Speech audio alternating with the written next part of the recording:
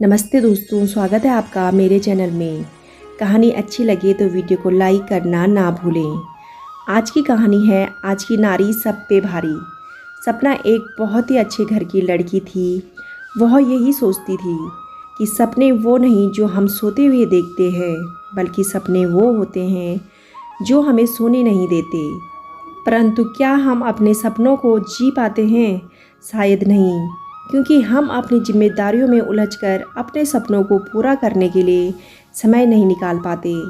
प्रत्येक महिला एक बेटी, एक बहू, एक पत्नी, एक माँ होने की जिम्मेदारी तो बखूबी निभाती है, परंतु अपने सपनों को कहीं न कहीं बहुत पीछे छोड़ देती है।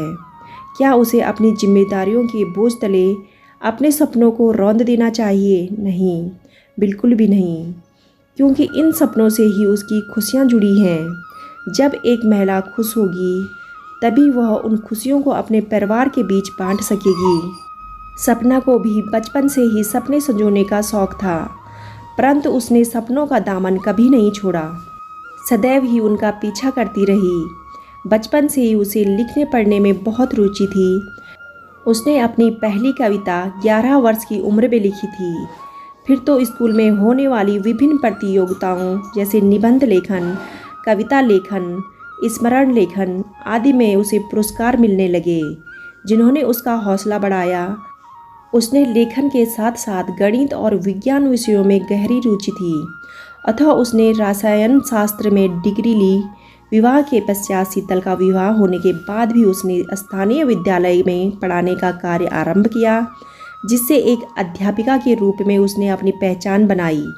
इसी बीच में 2 बच्चों की मां भी बनी। बच्चों की परवरिश के साथ साथ उसने पढ़ाई का कार्य जारी रखा।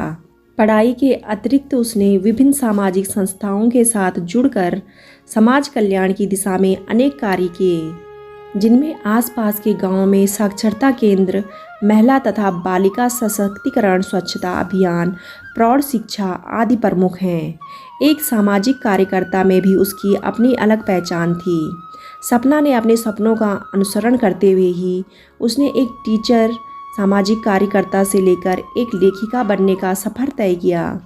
उसकी कविताएं और कहानियां विभिन्न समाचार पत्रों और पत्रिकाओं में छपती रही।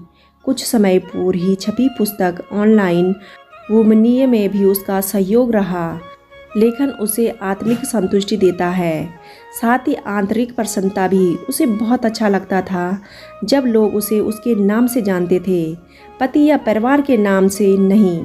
बहुत खुशी होती है कि वह अपने परिवार के सहयोग से अपने कुछ सपनों को असलियत का जामा पहना पाई। ऐसा नहीं है कि उसके सारे सपने पूरे हो गए हों। सपने देखना तो एक सतत प्रक्रिया है, जो एक पूरा होने के बाद अगले सपने की ओर चल पड़ती है। उसे भी अभी बहुत दूर तक ऊंची सपनों की उड़ान भरनी है, बहुत सी मंजिलें तय करनी है।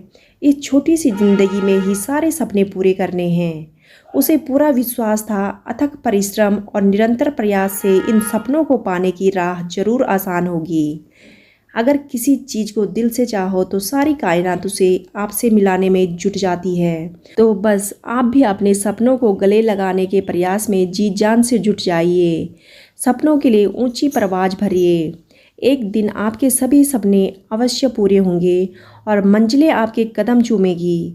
जब मंजिलें आपके कदमों में होगी तो आपकी खुशी और मुस्कुराहटों से आपका घर आंगन महक उठेगा। दोस्तों, जैसे सपना ने अपना सपना पूरा किया, वैसे ही आप भी अपने सपने साकार कर सकते हो। चाहे रास्ते में कितनी भी रुकावटें क्यों ना आए, कभी मत रुको, बस आगे बढ़ते जाओ। दोस्तों, अगर आपको कहानी थोड़ी सी भी अच्छी लगी हो तो वीडियो को लाइक, शेयर और चैनल को सब्सक्राइब करना ना भूलें। कहानी सुनने के लिए आप सभी का तहे दिल से धन्यवाद।